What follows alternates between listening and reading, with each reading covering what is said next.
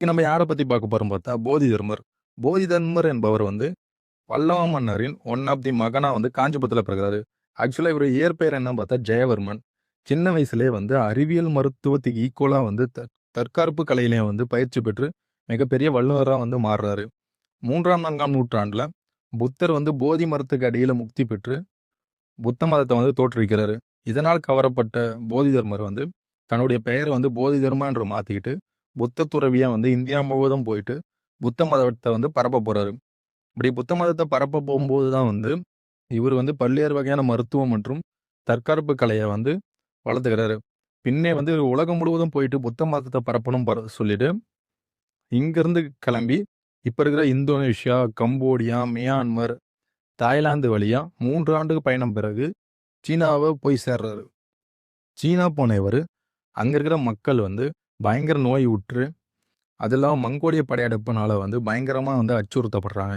இத பார்த்த அவரு வந்து, அவங்களுக்கு வந்து மருத்துவம் பண்ணி, அவருக்கான நோய்வாய்ப்பட்ட எல்லாரையும் வந்து குணப்படுத்துறாரு. அது இல்லாம மங்கோலிய படையெடுப்புலேருந்து அவங்கள வந்து பாதுகாக்கிறதுக்காக, ஷயோலின் டெம்பிள் என்ற ஒன்ற பள்ளிய வந்து உருவாக்கி, அவங்களுக்கு வந்து ஷயோலின் கும்பு என்ற ஒரு மார்ஷியல் ஆர்ட்ட வந்து பயிற்றுவிக்கிறாரு. இதன் மூலமா வந்து அவங்க சிறந்த வீரர்கள வந்து உருவாக்கி, மங்கோலிய படையெடுப்புக்கு எதிரா வந்து உதவி புரியிறாரு.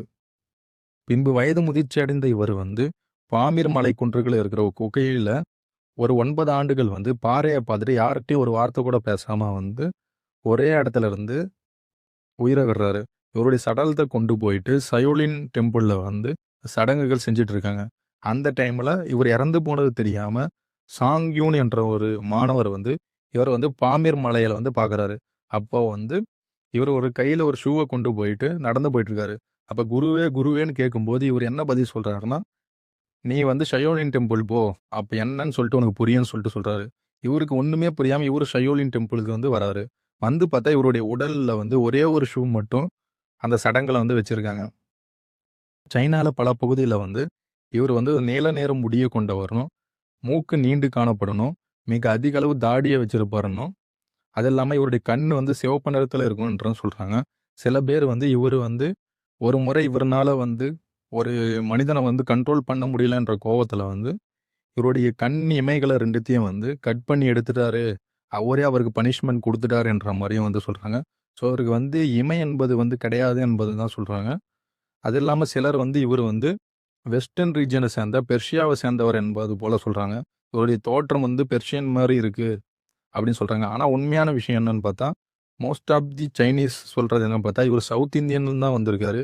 ஒரு காஞ்சிபுரம் பகுதியை சேர்ந்த பல்லவ மன்னரின் மகன் என்பவர் போல சான்றுகள் தான் அதிகமா கிடைக்குது.